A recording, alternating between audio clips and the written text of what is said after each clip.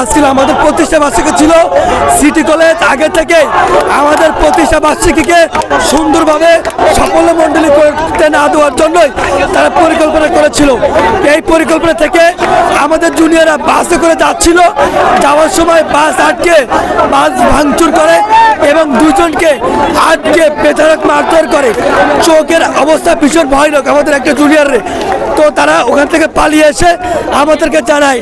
আমরা ওখানে আমরা গিয়েছিলাম মীমাংসা করার জন্য, কিন্তু তারা মীমাংসা না করে আমাদের উপর ইট পাটকেল নিক্ষেপ করে।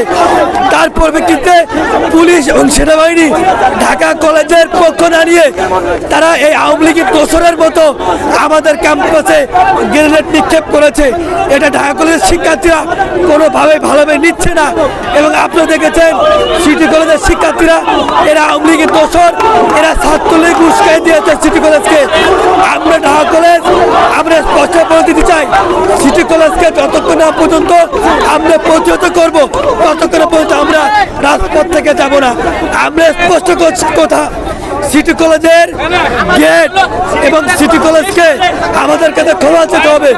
প্রকাশ্যে ক্ষমা না চাওয়া পর্যন্ত ঢাকা কলেজ শিক্ষার্থী তাদের ঘেরাও কর্মসূচি অব্যাহত রাখবে ইনশাআল্লাহ।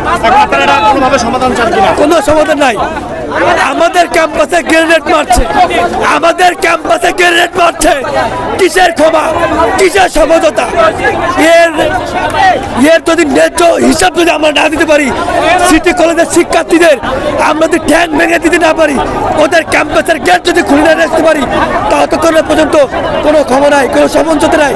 সেনাবাহিনী এবং পুলিশকে আমাদের কাছে ক্ষমা চাইতে হবে যতক্ষণ না পর্যন্ত শিক্ষা প্রতিষ্ঠান ক্ষমা না চাবে এবং সেনাবাহিনী ক্ষমা না চাবে ততক্ষণ পর্যন্ত ঢাকা শিক্ষার্থীরা রাজপথ থেকে যাবে না। আজকে ঢাকা কলেজের 184তম প্রতিষ্ঠা বার্ষিকী ছিল। সেখানে আমাদের এখানে শিক্ষা উপদেষ্টা যে ছিল ওয়াহিদুজ্জামান অনেকে আসছিল।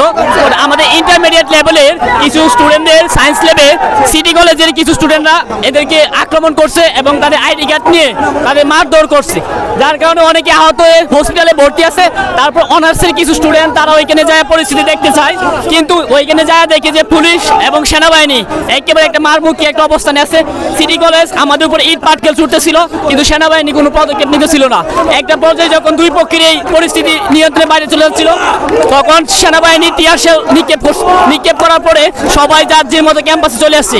কিন্তু বাস সেনাবাহিনী ফ্যাসিস্ট সরকারের আমলে যেরকম ভাবে তারা আক্রমণ করছিল, আজকে আমরা দেখতে পেলাম যে সেনাবাহিনী সেই ছাত্রলীগের ভূমিকায় ছিল। আজকে আমাদের ক্যাম্পাসে আসা সেনাবাহিনী টিয়ার শেল, গুলি এবং কি ছাত্রদের উপর লাঠি শুটা, এখানে সেনাবাহিনীর আক্রমণ দেখে মনে হচ্ছে এখানে কোনো স্টুডেন্ট অনেকে আহত হয়েছে এবং হসপিটালে আছে। এখন আমরা এটা সমাধান চাই, সেনাবাহিনী কেন আমাদের ক্যাম্পাসে এসে আক্রমণ করলো এবং এখানে কেন টিয়ার শেল নিক্ষেপ করলো, ছাত্রদের উপরে কেন লাঠি শুটা করলো, এর জবাব চাই প্রশাসনের কাছে।